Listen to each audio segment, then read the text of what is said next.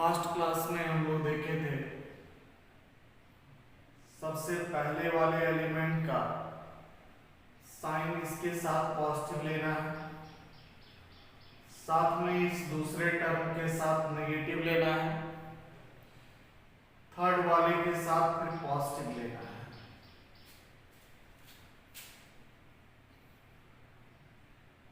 First term के साथ positive लेना है तो ये हो गया +1, इसको लिखा जा सकता है +1। फिर लिखेंगे डिटरमिनेंट। हम लोग क्या करेंगे, ये +1 जो है जिस रो और जिस कॉलम में आता है उसको हम लोग हटा देंगे। फर्स्ट रो और फर्स्ट कॉलम में आता है इसको हटा दिए, फर्स्ट रो और फर्स्ट कॉलम में आता है इसको हटा दिए। यहां बचा 2 1 5, इसका हो गया 2 1 5 2। फिर इसके बाद ये होगा -2, -2 डिटरमिनेंट, -2 जो है फर्स्ट रो और सेकंड कॉलम में है, दोनों को हटा देना है। फर्स्ट रो को हटा देना है, सेकंड कॉलम को हटा देना है, दोनों को हटाएंगे क्या बचेगा, यहां पर बचा 3 4 और यहां बच गया 1 2, 3 4, इसमें यहां बचा 1 2। फिर यहां लेना है +3, इसमें लेना है +3,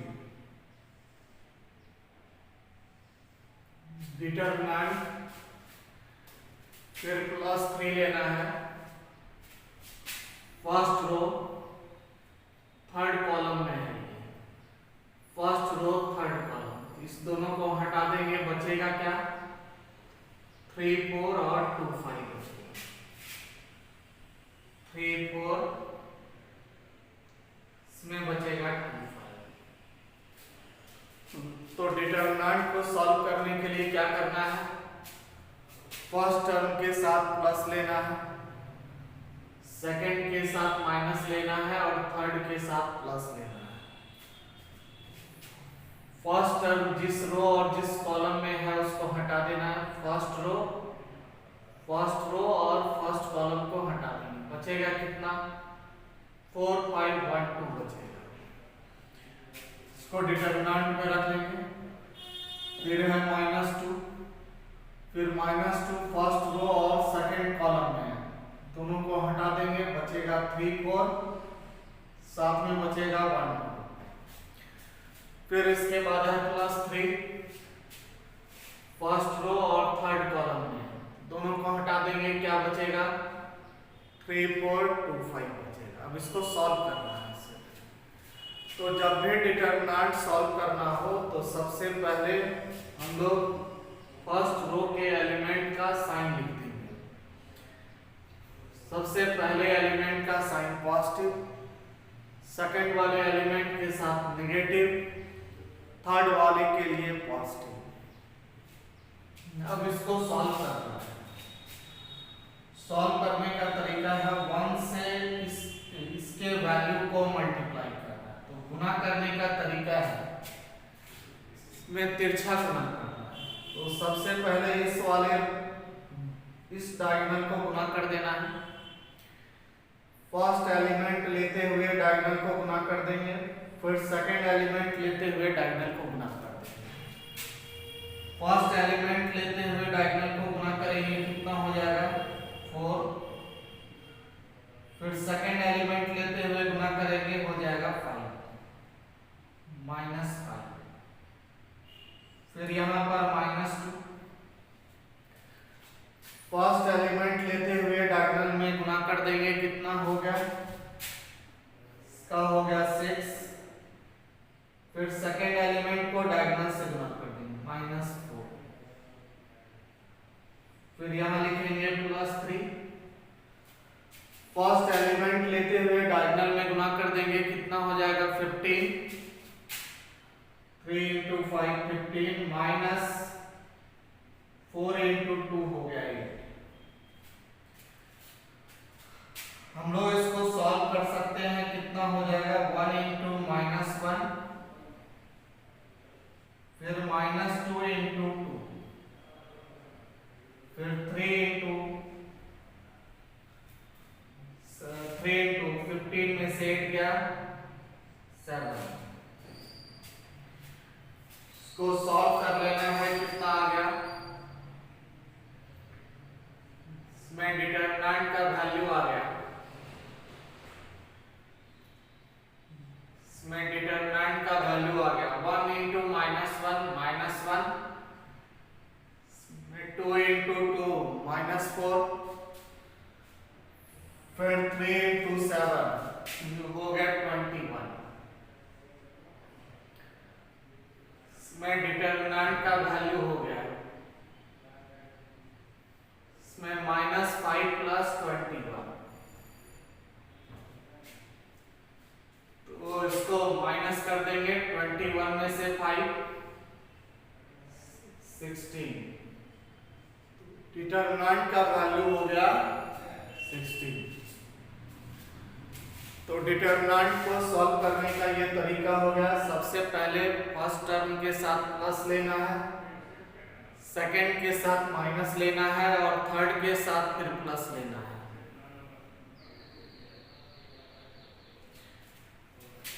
फिर क्या करना है, फर्स्ट वाले टर्म को उतार लेना है, फर्स्ट वाला टर्म फर्स्ट रो और फर्स्ट कॉलम में है, दोनों को हटा देना है, फिर बचा हुआ टर्म को डिटरमिनेंट में ले लेना है, फिर -2 फर्स्ट रो और सेकंड कॉलम को हटा देना है, फिर बचेगा 3 4 1,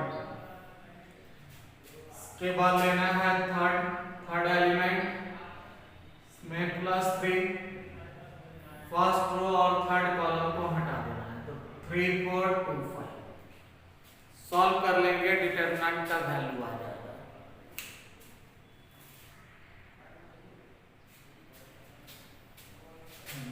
सेकेंड एग्जांपल है, डिटरमिनेंट सॉल्व करना है, 3 2 4 3 2 4, इसमें हो गया 2 1 5।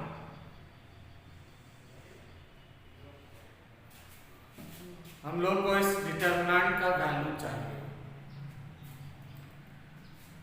सबसे पहले क्या करेंगे, यहाँ प्लस साइन हम लोग लगाएंगे, सेकंड वाले टर्म के साथ माइनस लगाएंगे, थर्ड वाले के साथ प्लस लगाएंगे, सॉल्व करना है इसको लिखा जा सकता है +3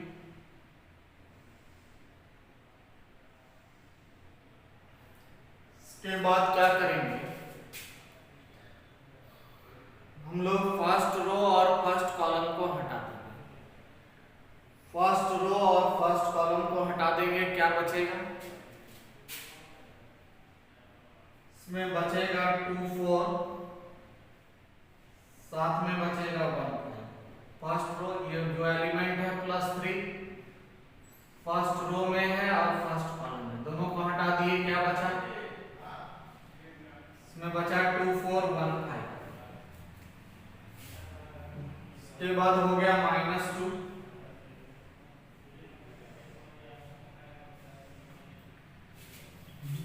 -2 किसमें है, इसमें -2 जो है फर्स्ट रो में है, साथ में ये सेकंड कॉलम में, फर्स्ट रो सेकंड कॉलम में है, ये फर्स्ट रो सेकंड कॉलम, तो फर्स्ट रो हट गया, सेकंड कॉलम हट गया, बचा 3 2 4 5 3 2 4 5। इसके बाद क्या होगा, यहाँ है +4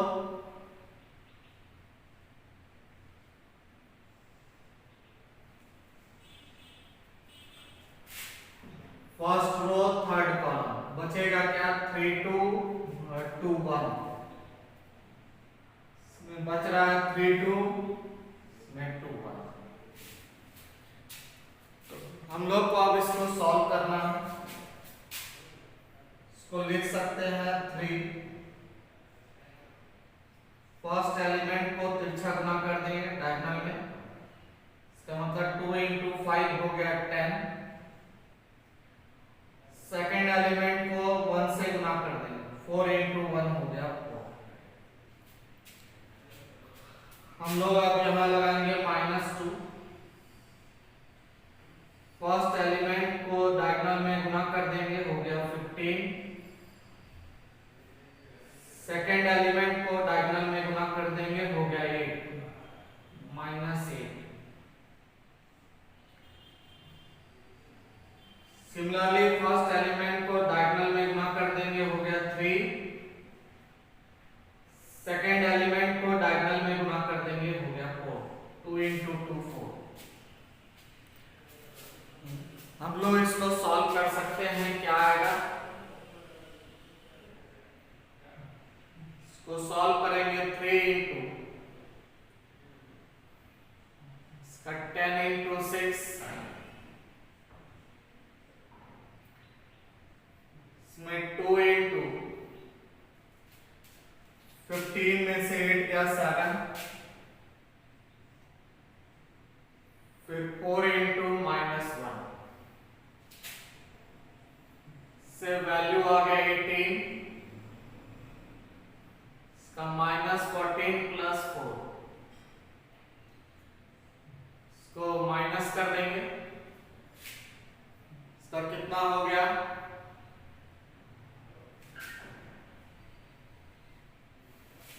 इसमें है यहाँ पर 3 2 4 इसमें 2 1 5। हम लोग +3 को उतार लिए, साथ में क्या कि ये वाला रो और ये वाला कॉलम हट गया 2 4 साथ में 1 5। फिर आया -2 फिर -2 और ये वाला हट गया 3 2 4 5। फिर इसके बाद ले लिए +4, इसके बाद फर्स्ट रो और थर्ड कॉलम हट गया 3 2 1। अब मल्टीप्लाई करना है, 3 से मल्टीप्लाई कर दिए हो गया 2 into 5 हो गया 10, 4 हो गया -4। फिर यहां हो गया -2 3 into 5 इसका -4 into 2 हो गया 8। फिर यहां पर 4 3 into 1 3 -4। तो यहां से कितना आ गया 3 into 6 इसका हो गया 18। 3 into 4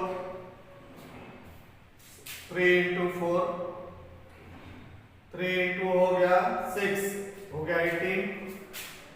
इसका -2 into 7 फिर हो गया +4 into 3 +4 into -1। इसको सॉल्व करेंगे कितना आ जाएगा, इसमें हो गया ये 4 into -1 -4। इसको सॉल्व करेंगे तो हो गया 18 -18। सॉल्व कर दिए 0 आ गया। तो इसका मतलब है कि जब भी डिटरमिनेंट का 2 रो बराबर आ जाए तो सॉल्व करने का जरूरत नहीं, या 2 कॉलम का वैल्यू बराबर आ जाए तो डिटरमिनेंट का वैल्यू 0 होता है। तो ये डिटरमिनेंट का प्रॉपर्टी है कि यदि 2 रो इसमें फर्स्ट रो सेकेंड रो बराबर है इसलिए इस डिटरमिनेंट का वैल्यू 0 होगा। या एक और भी प्रॉपर्टी है, यदि किसी डिटरमिनेंट का केवल एक रो 0 हो जाए, इसका मतलब किसी एक रो में हर एक एलिमेंट यदि 0 होगा तो डिटरमिनेंट 0 होगा। तो डिटरमिनेंट के 0 होने का 2 हो गया। डिटरमिनेंट 0 कब हो सकता है, डिटरमिनेंट 0 तब होगा जब 2 रो का वैल्यू सेम होगा। साथ में डिटरमिनेंट का वैल्यू 0 तब होगा जब उसका कोई एक रो 0 होगा। तो डिटरमिनेंट 0 तभी हो सकता है जब उसका दो रो का एलिमेंट बराबर हो। डिटरमिनेंट 0 तभी होगा जब उसका कोई एक रो का एलिमेंट 0 होगा।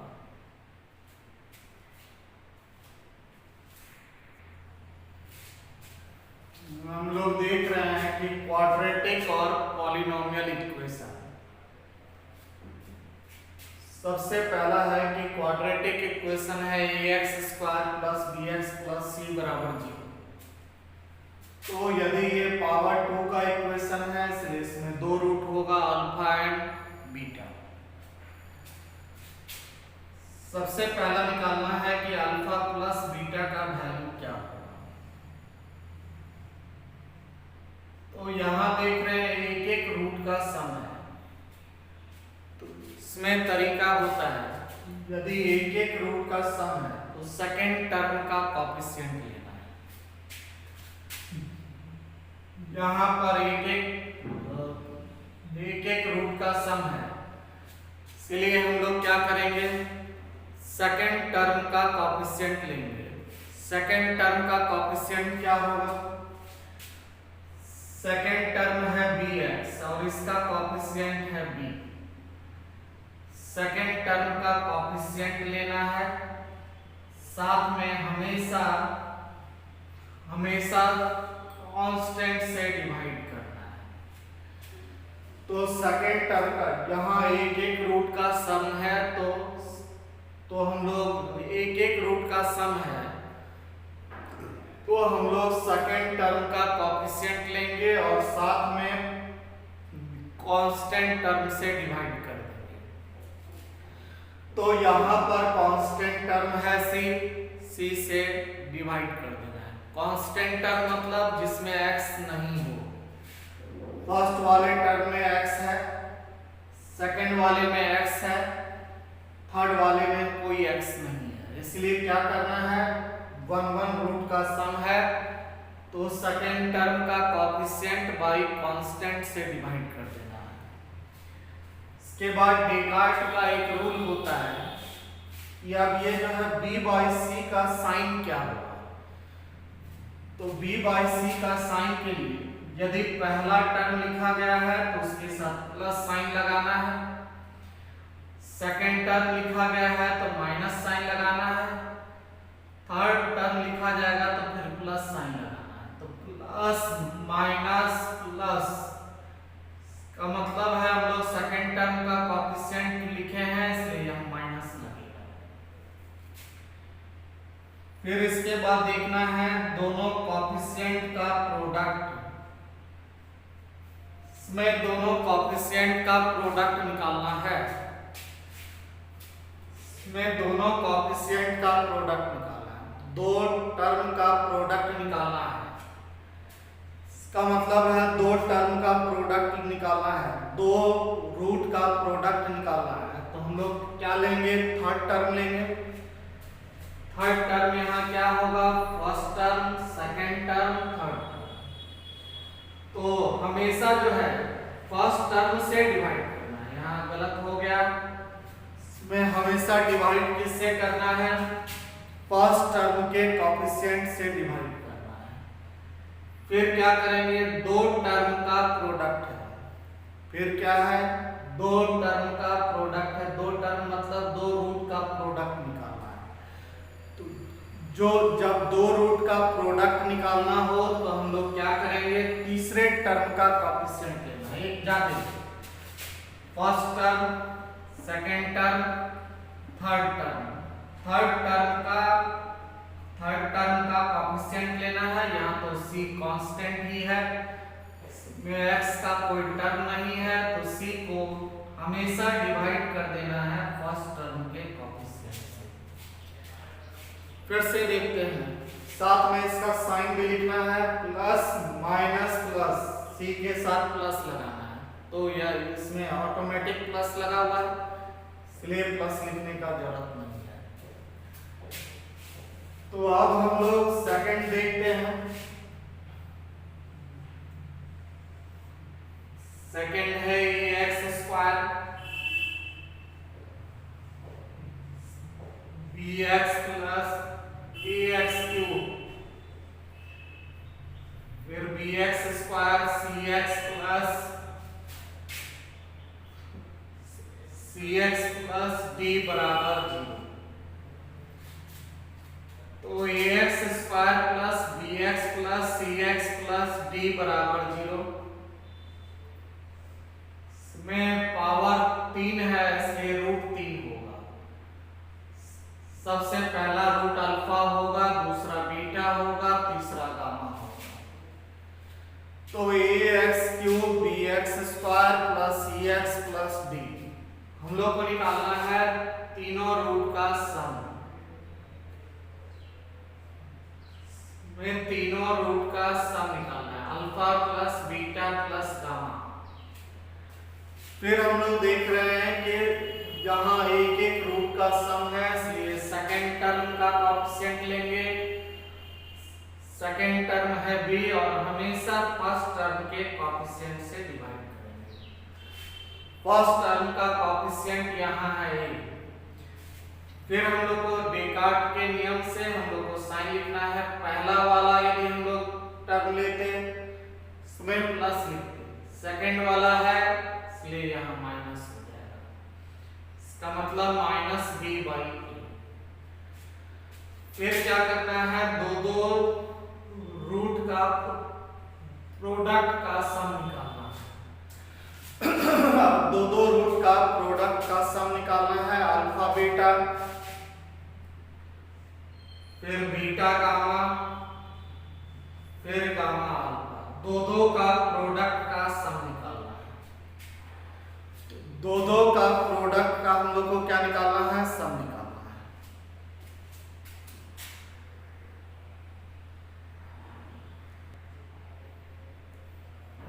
हम लोग को दो रूट का प्रोडक्ट का सम निकालना है।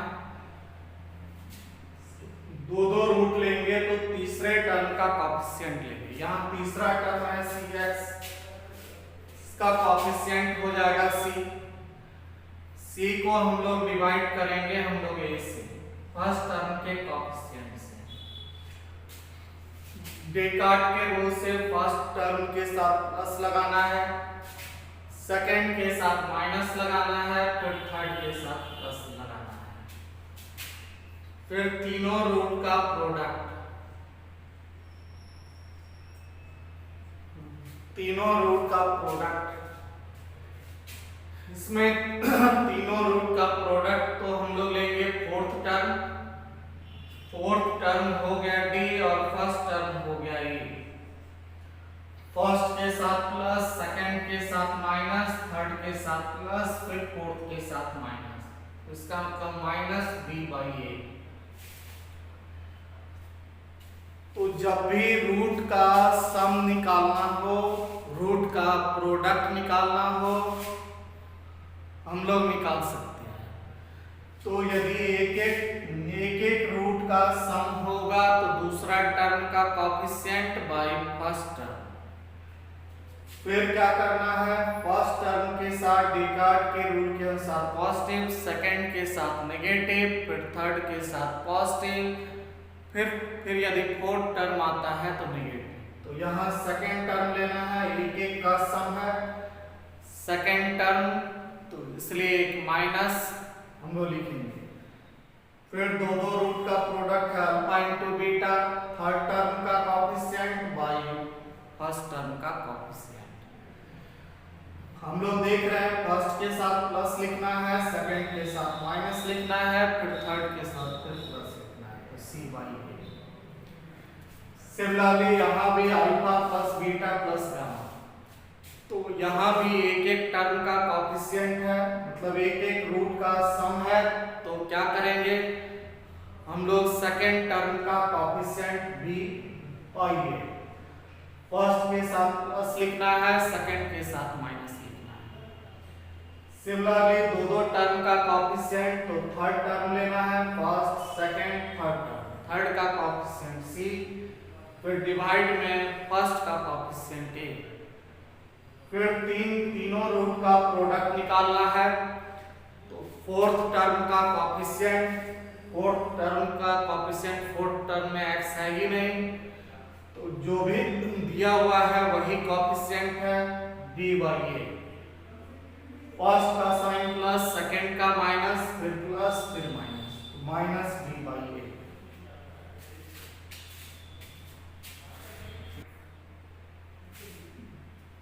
हम लोग अब देखते हैं कि फंक्शन क्या होता है। मैथमेटिकल टूल्स का सबसे लास्ट टॉपिक है कैलकुलस। फिजिक्स के लिए कैलकुलस जो है बहुत ही इंपॉर्टेंट है। इसमें हम लोग सबसे पहले पहचानना सीखेंगे फंक्शन क्या होता है। फंक्शन, फंक्शन का मतलब क्या है? फंक्शन का मतलब है y और x के बीच का रिलेशन। तो y और x के बीच का हर एक रिलेशन फंक्शन नहीं होगा। मान लिए y बराबर x स्क्वायर या y स्क्वायर बराबर x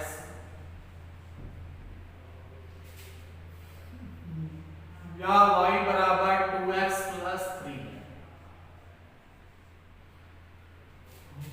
तो हम लोग को देखना है कि ये तीनों फंक्शन है या नहीं।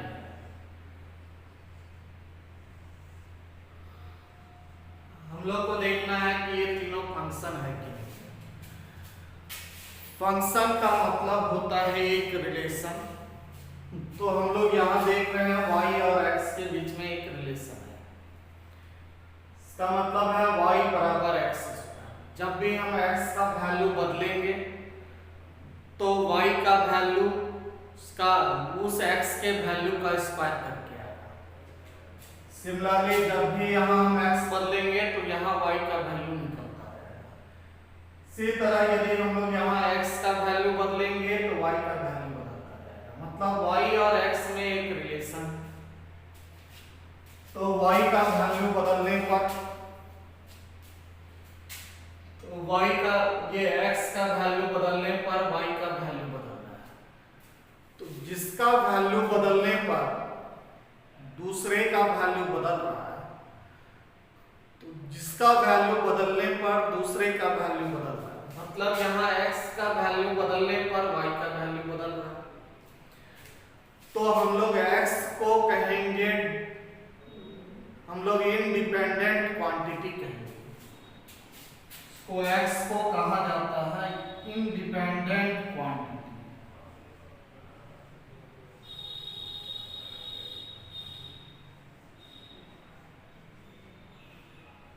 इसको हम लोग कहते हैं इंडिपेंडेंट क्वांटिटी, या इसको कहा जाता है, इसको हम लोग कहते हैं इंडिपेंडेंट वेरिएबल। ये इंडिपेंडेंट वेरिएबल है, इसको किसी चीज से मतलब नहीं, कि इसको हम लोग कहेंगे नहीं, ये हो गया डिपेंडेंट क्वांटिटी। इसको y को हम लोग कहेंगे डिपेंडेंट क्वांटिटी। सिमिलरली x को हम लोग कहेंगे इंडिपेंडेंट क्वांटिटी। इसको कहा जाएगा इंडिपेंडेंट क्वांटिटी।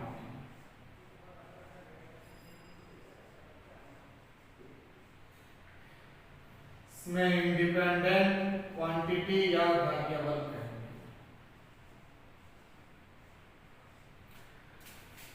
तो फंक्शन में दो चीज होता है, एक होता है डिपेंडेंट और दूसरा होता है इंडिपेंडेंट। तो इंडिपेंडेंट क्वांटिटी के बदलने से डिपेंडेंट क्वांटिटी बदलता है। हम लोग ले सकते हैं किसी स्क्वायर का जो एरिया है, का एरिया लंबाई का स्क्वायर। इसका मतलब है स्क्वायर का यदि हम लोग लंबाई बदलेंगे, वो ये स्क्वायर है, उसका लंबाई l है, तो लंबाई 1 मीटर है तो एरिया 1 का स्क्वायर हो गया 1। फिर लंबाई यदि 2 है तो उस स्क्वायर का एरिया हो गया 2 का स्क्वायर 4। इसी तरह लंबाई यदि 3 है तो 3 का स्क्वायर हो गया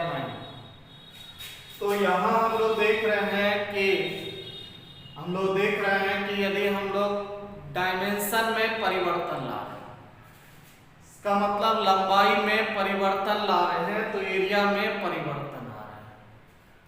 सिमिलर है, यदि हम लोग x में परिवर्तन ला रहे हैं तो y में परिवर्तन आ रहा है। तो x में परिवर्तन लाने पर y में परिवर्तन आ रहा है, तो x हो गया इंडिपेंडेंट क्वांटिटी और y हो गया डिपेंडेंट क्वांटिटी।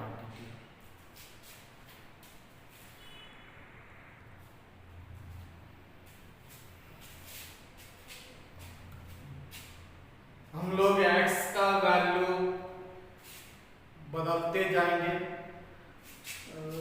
हर एक इक्वेशन में y का वैल्यू बदलता जाएगा। तो जब x के सिर्फ केवल एक वैल्यू के लिए y का केवल एक वैल्यू आए तो उसको फंक्शन कहते हैं। जिस इक्वेशन में x का एक वैल्यू पर y का दो वैल्यू आएगा वो फंक्शन नहीं होगा। सबसे पहला है y बराबर x स्क्वायर। इसमें यदि हम लोग x का एक वैल्यू रखते हैं 1, तो y का केवल एक ही वैल्यू आता है, y बराबर ये 1 का होल स्क्वायर। इसका मतलब y बराबर 1। तो हम लोग x का यदि एक वैल्यू रखते हैं तो y का केवल एक वैल्यू आता है, तो x के जगह पर 1 रख दिए तो y 1 आ गया।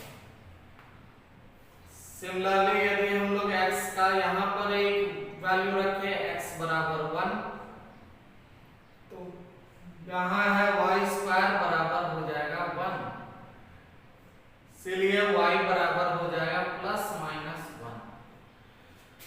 तो यहाँ y स्क्वायर बराबर x के लिए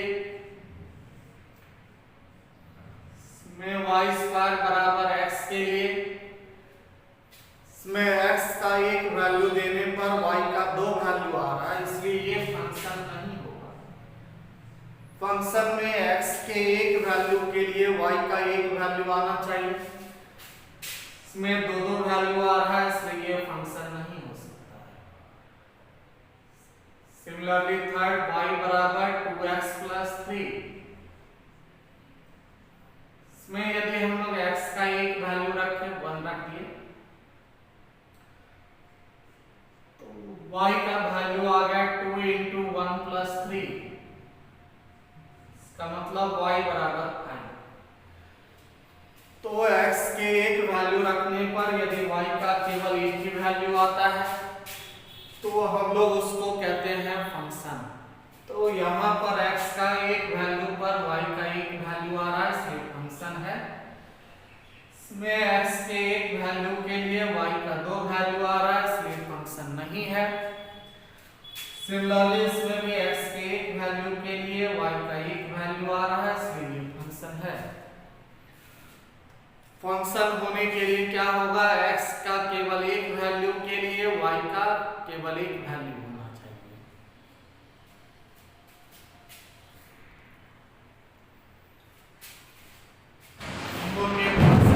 x बराबर 2x प्लस 1। इसमें हम लोग x का वैल्यू 1 रखेंगे।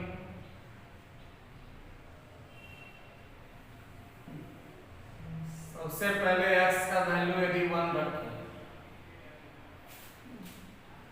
हम लोग को चाहिए f1। इसका मतलब है कि x के जगह पर 1 रखना है।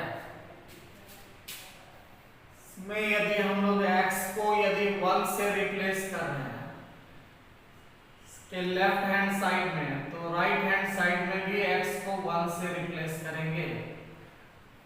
इसका मतलब 2 इंटू 1, इसमें हो गया प्लस 1। यहां से आ गया f1 बराबर, इसमें हो गया 2 प्लस 1, से आ गया f1 बराबर 3। तो हम लोग यहाँ x को 1 से रिप्लेस किए, इसलिए यहाँ भी x को 1 से रिप्लेस कर देंगे, वैल्यू आ जाएगा। सेकंड है हम लोग को f ऑफ f1 निकालना है, तो हम लोग f1 निकाल चुके हैं।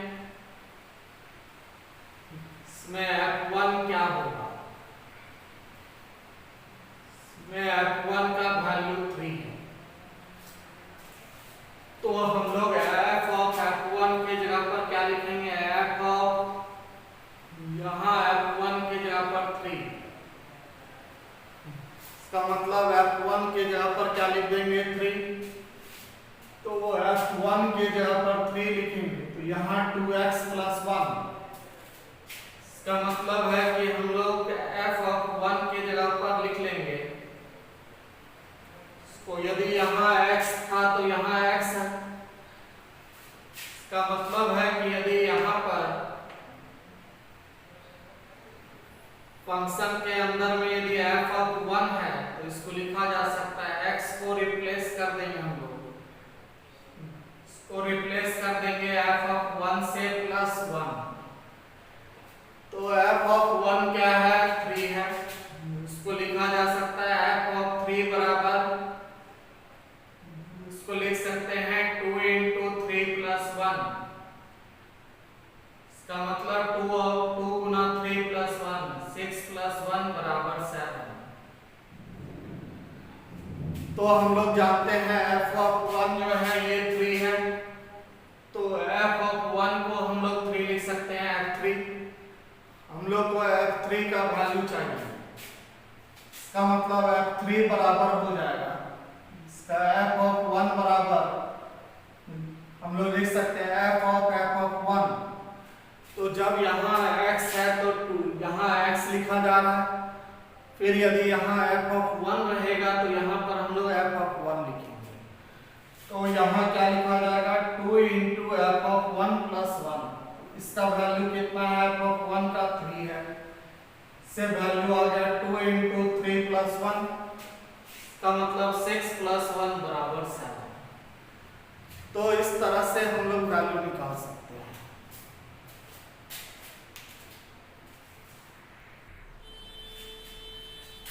हम लोग को देखना है even function and odd function, इसमें इवन फंक्शन और ऑड फंक्शन क्या होता है। फंक्शन यदि इवन होगा,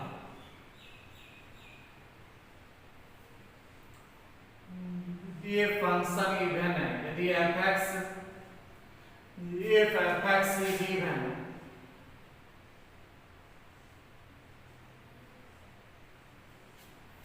यदि f(x) इवन होगा तो क्या होगा, यदि f(x) इवन है तो हम लोग लिख सकते हैं फंक्शन f(x) इवन तभी हो सकता है जब हम लोग x के जगह पर यदि -x रखें, इसका मतलब f ऑफ -x बराबर यदि f(x) है फंक्शन इवन हो जाएगा। फंक्शन इवन कब होगा, जब x के जगह पर -x रखने पर, जब x के जगह पर यदि हम लोग -x रखेंगे और दोनों का वैल्यू यदि सेम आ जाएगा, फंक्शन इवन होगा। सेकंड है फंक्शन ऑड कब होगा,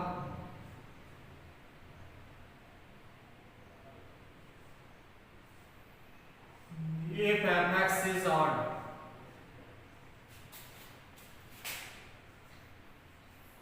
फंक्शन यदि ऑड होगा तब क्या होगा,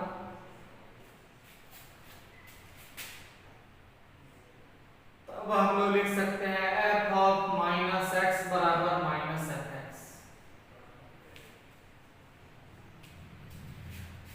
तो फंक्शन यदि इवन है तो x के जगह पर -x रखेंगे तो f ऑफ -x बराबर fx। फंक्शन यदि ऑड है तो x के जगह पर -x रखने पर -fx आ जाएगा। तो फंक्शन इवन भी हो सकता है, ऑड भी हो सकता है। इवन जब होगा फंक्शन फंक्शन जब इवन होगा तो x को माइनस एक्स से रिप्लेस करेंगे तो fx ही रह जाएगा, फंक्शन में कोई चेंज नहीं आएगा। और जब x के जगह पर माइनस एक्स रखने पर फंक्शन में यदि चेंज आ जाए, मतलब फंक्शन माइनस fx आ जाए, तो इसका मतलब वो ऑड फंक्शन है। तो इवन फंक्शन और ऑड फंक्शन पता करने का आसान तरीका है, सिर्फ x को माइनस एक्स से रिप्लेस कर देंगे। तो यदि fx आ गया तो इवन फंक्शन, फिर यदि फंक्शन में यदि x को माइनस एक्स से रिप्लेस कर दिए, यदि माइनस fx आ गया तो ऑड फंक्शन।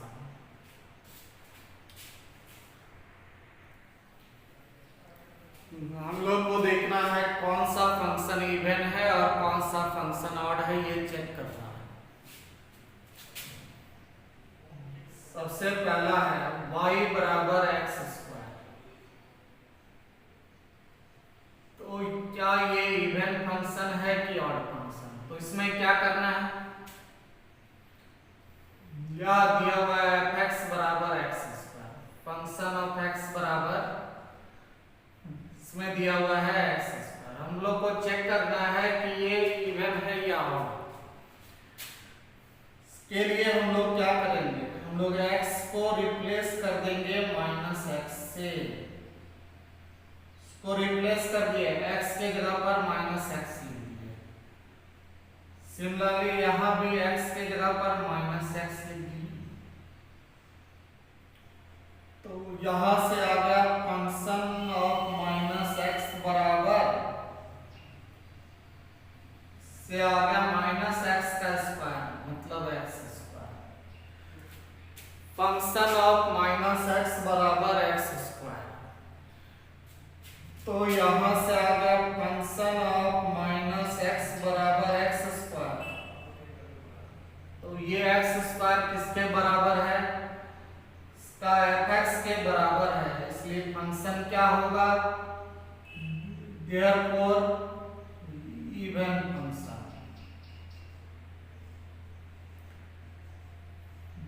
इसलिए ये इवन फंक्शन होगा। सिर्फ क्या करना है, x को रिप्लेस कर देना है माइनस एक्स से। तो माइनस एक्स से रिप्लेस किए तो यहाँ भी x रिप्लेस हो गया माइनस एक्स से, फिर माइनस एक्स का स्क्वायर हो जाएगा एक्स स्क्वायर, और एक्स स्क्वायर है fx, इसलिए f माइनस एक्स और fx बराबर आ गया। तो f माइनस एक्स और fx बराबर हो गया, तो ये इवन फंक्शन है। सेकंड है y बराबर साइन एक्स, या fx बराबर साइन एक्स।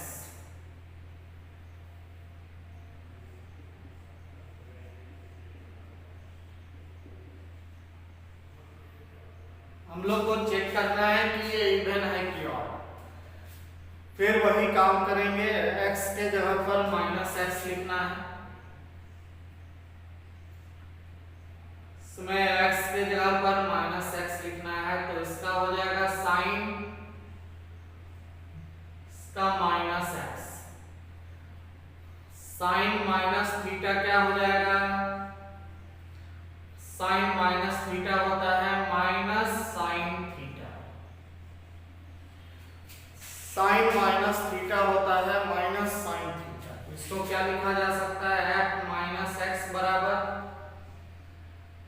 साइन एक्स है fx, इसलिए इसको लिख सकते हैं माइनस fx। तो इससे पता चल गया कि साइन एक्स कैसा फंक्शन है, ऑड फंक्शन है, ये ऑड फंक्शन है।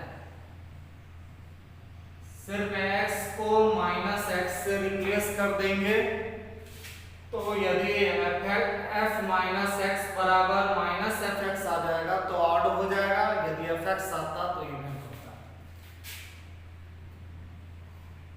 सिमिलरली थर्ड है fx बराबर, थर्ड है cos x। फिर पता करना है कि इवन फंक्शन है कि ऑड फंक्शन है। f माइनस एक्स, हम लोग x को रिप्लेस कर देंगे माइनस एक्स से, तो ट्रिग्नोमेट्री में कहता है sine minus theta minus sine theta होता है, जबकि कॉस माइनस थीटा का वैल्यू कॉस थीटा ही होता है। तो कॉस माइनस एक्स हो जाएगा कॉस एक्स। तो यहाँ पर cos x किसके बराबर है? ये fx है। तो हम लोग यदि x को माइनस एक्स से रिप्लेस कर देंगे तो f माइनस एक्स बराबर fx से पता चल गया कि cos x क्या है? इवन फंक्शन है।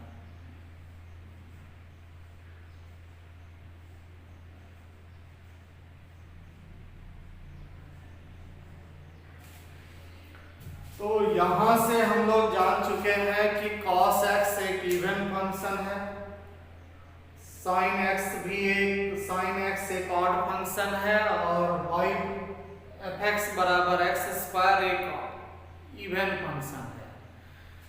तो तरीका क्या है पता करने का? सिर्फ x के जगह पर माइनस एक्स रखेंगे, यदि fx आ गया तो f माइनस एक्स, यदि fx आ गया तो इवन फंक्शन। सिमिलरली x के जगह पर माइनस एक्स रख देंगे, यदि f माइनस एक्स बराबर माइनस fx आ गया तो ऑड